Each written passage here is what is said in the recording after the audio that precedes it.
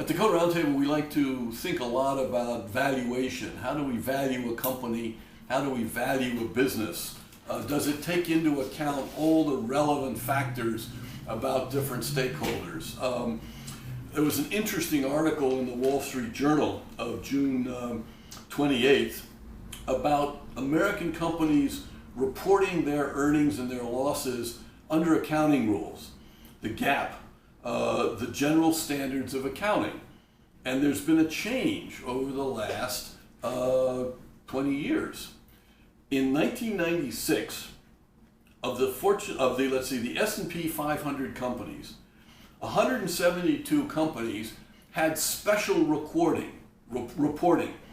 They made variations. They took exceptions to the general rules.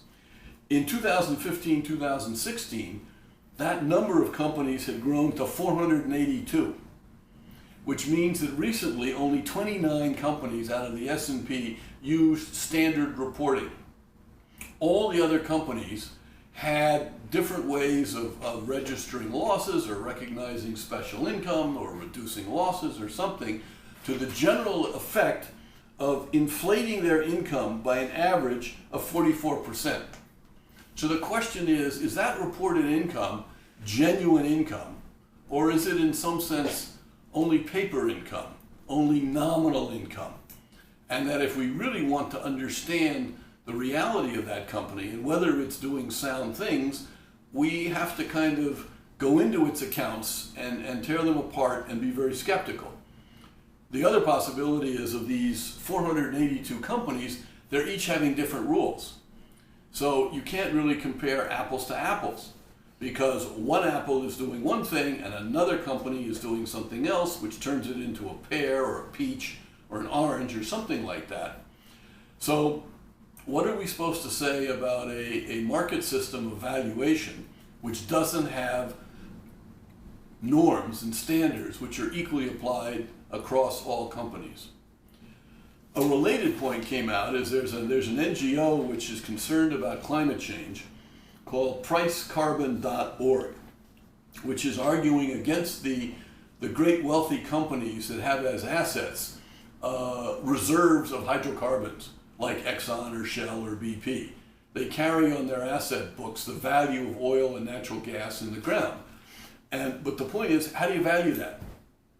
Let's say you take a company and they carry a whole bunch of oil in the ground at $100 million, which maybe if you pumped it all out today, you could sell it and make $100 million, or it would be worth, someone would buy it from you for $100 million. What happens out 10 years if laws change, if consumer demand changes, if the state through regulation and the markets through customer preference move towards wind or solar, and no one wants to buy this oil? That means it's not worth $100 million today. If that's going to happen out 10 years, maybe it's only worth 10 million today. If everybody believes it's worth only 10 million, then that company is not as valuable, and other people will not invest money into it or recognize it as being that big and that important. So how should we value the amount of hydrocarbon in the ground today? How many years do you look out? 2, 5, 10, 15, 20? The farther out you go, the more you don't know what's going to happen. The more imponderables will happen, the riskier everything is going to be. So again, at the Code Roundtable, when we talk about the value of things, how much of it is just nominal and contingent, and how much is really solid, which justifies certain decisions on marketing, on production, and on sales, on hiring people, on investing in developing this product or this service. So to me, all this is a caution about taking into account many factors, thinking about our self-interest as a business, looking at a whole range of considerations, a more demanding process, but perhaps a more realistic one.